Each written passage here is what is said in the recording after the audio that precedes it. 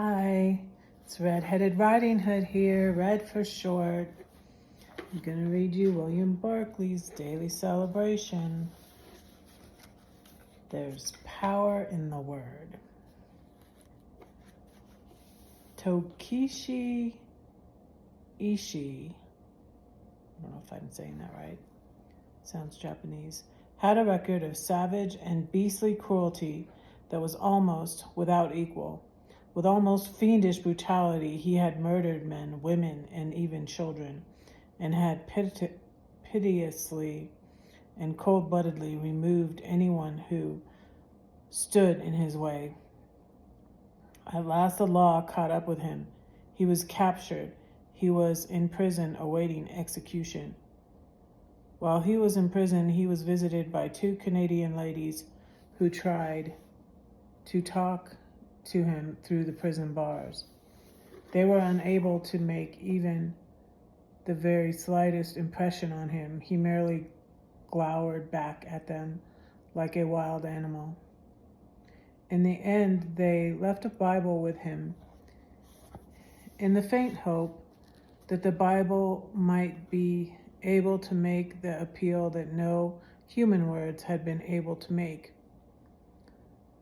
Then the thing happened. He began to read, and the story so gripped him that he could not stop. He read on until he came at last to the story of the crucifixion. It was the words, "Father, forgive them, for they know not what they do," that broke down his last resistance. "I stopped," he said. "I was stabbed to the heart, as if pierced by a 5-inch nail. Shall I call it the love of Christ?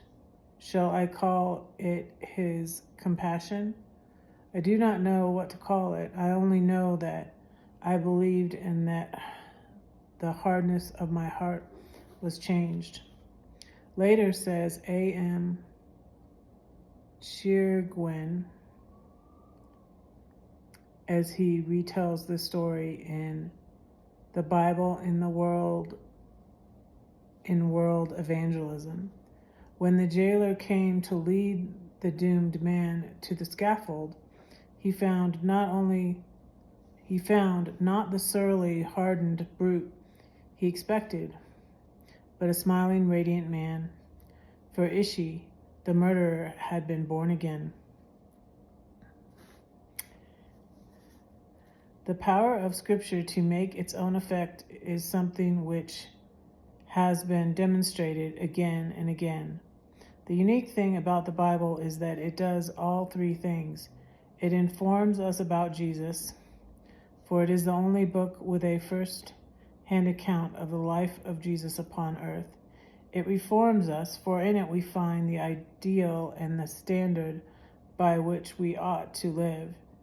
In it we find the law of God by which life must be lived. It shows us ourselves as we are, and life as it should be. And it shames and challenges us into reformation. It transforms us because in it we are brought face to face with that grace and that power in which all things are made new. Information, reformation, transformation. The Bible has it all.